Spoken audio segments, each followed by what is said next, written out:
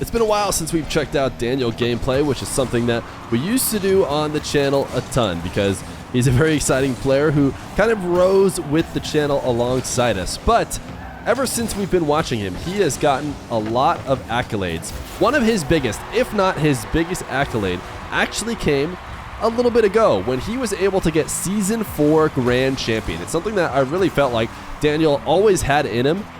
We talked about a lot back in the days, where he'd be able to make it to. And personally, I felt like Season 4 Grand Champion was an achievable goal. And I'm really excited that Daniel was able to get it, as he's going to get a nice reset bump, I believe, in order to get the first goal in this game. So today, we are going to be watching a couple nice games from Daniel. I went back and found some of the best ones from the recent months, and we'll get a look into what it looks like to play as Daniel here in ranked, as he has become one of the best players in Rocket League, especially when it comes to 3v3. Daniel is the kind of guy who used to be grinding, ones and twos, maybe a bit more, but it seems like he's more locked in on 3v3 greatness, and the results speak for themselves. So it's hard to blame him, but there's no question that he's still a top twos player. Maybe not the best ones player, but it's really just hard to know because we haven't seen him in a bit. He actually did end on top, if you ask me, back when he was playing ones. So he might just be one of the best there is to offer. So surely he'll score here to make my points, but no. Going to get denied on the goal line as he plays alongside Nightya, someone who's actually getting a lot better at ones over in North America, and tied as well as Censored Name. I forget who Censored Name was, but I can't remember why it's censored now. It doesn't seem like it should be, as Daniel's going to pass to himself off the ceiling and go for a double. He is in a mechanical tight mood here in this game, as he has been able to score a couple times, or at least once, I should say, with one so far, but a couple of close attempts, as now he's going to go to the sidewall double, and the follow-up, and Censored Name never stood a chance. But Censored Name is a Season 8 world champion, so we get to whittle it down there a little bit, as Daniel going to cheat up here on this goal. Actually, I think it's Garrett G. I want to say, looking back to the replays, it was Garrett G. As Garrett G is going to reset and get a goal himself. Let me see. I can pull it up on the side where I got the replays from. Yeah, it is indeed Garrett G. I think he played this game with his name as Garrett G. So I don't know why Epic Games has decided they needed to censor North America's GOAT, but hey, what are you going to do? As Garrett makes that save and now has it as a 2-goal game. Daniel booming the ball to the ceiling and not able to get a little reset in air. Instead goes for that low challenge as the ball reaches the ground, and does give Nightya an opportunity. Nightya knows exactly what to do. Just lob the ball up, give it to Daniel, double reset, and a goal. Great touch from Nightya. Any opportunity to get a soft touch and just let this man go to work is probably the right decision, as Daniel doesn't cheat up nearly as closely as Garrett does. And now it's going to be Nightya forced to make some moves to the goal line by himself on 0 boost. Daniel going to double to himself off the sidewall, get a reset, and not quite put it on target. Now, I looked through a good amount of replays of Daniel, and I tell you what, this one, every time he touches the ball, it's something crazy mechanical. I mean, there's a lot of high-scoring games from Daniel where he doesn't need to do any of this action. He's just kind of, winning with smart gameplay. He's always been somebody who is good at winning, not really despite his teammates, but with almost anybody, as he has a very protective style. But I tell you what, he's going insane in this replay. He just, every single time he's on the ball, he's finding something, and it's another air dribble reset. Can he 50 Garrett G? No. Garrett G will send it into the corner as Tide launches a flick, and Nightya seemed like he was going to let Daniel make a play on the sidewall, but Daniel had a heavy touch and lost control. But he's right back on the ball as he sets one up off the right side wall, and Nightya going to get a little bit of help. Daniel doesn't seem like he needs a ton, but hey, if there's a defender in net who's been frozen in awe of what Daniel's doing in air, might as well tap him out of the way to allow Daniel to score. What a save on this post, as now Daniel, clean catch out of the air, full field dribble for the back corner, which is actually something that we call the Daniel dribble. It's just a forfeit! Wait, it's just a forfeit. I did not realize it was such a forfeit or forfeit this early. They've had enough. They had enough. It's a 962 score for Daniel. 5 goals, 15 shots. Just an absurd game from Daniel. They said, screw it, man. We've had enough. We've had enough. I don't want to have to deal with any more. So 1 minute and 26 left to go. They just forfeit, which is insane. But hey, a huge game from Daniel. He was on one in this one clearly. And we have another game to watch from him coming up next. Another game from Daniel, and it should be an exciting one if the previous one is any indication of what we're going to get here in this second game, as Daniel's going to get an instant reset around ceiling height and doesn't use it because nobody's challenging him. So he'll just go to the ground and then pop it over the top of Trebla and Creamy. Now Trebla and Creamy, or at least Trebla for sure, I think is normally an EU player. So this might have been an EU game that Daniel played when he was over here, or over there, I should say, for the major in London.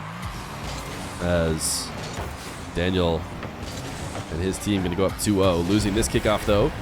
Creamy going to put one on the board. A very high-scoring game, which it often is when you're looking through these high-scoring replays. Now, every once in a while, there's a high-scoring replay that's just kickoff, kickoff, kickoff, kickoff, kickoff, kickoff, and we have to kind of weed those out. I'll be honest. Tell you guys the truth here. We look through the highest-scoring replays, but if it's just 16 kickoff goals in a row, I do weed those out for you guys, so you're welcome. As Daniel going to send this one into the ceiling. Follow-up shots is into the defender. Now Daniel's going to have a late recovering respawner, but actually Creamy did a good job of still managing to get out to the ball, despite the fact that Daniel did a decent job at pulling away and making it tough. Now he's going to chip over one. Couldn't beat Creamy, but did bump him, and if Mira was around, might have been a goal, but Trebla back to the ball first. And Mira's actually just going to get the ball stolen clean off their car. And Daniel unable to make the recovery and get the save, so it's going to be a 2-2 game. Just 5 seconds over, a minute into it. Daniel actually kind of awkwardly retreating here. I thought maybe he was going to go for the demo. Ended up taking away Mira's touch.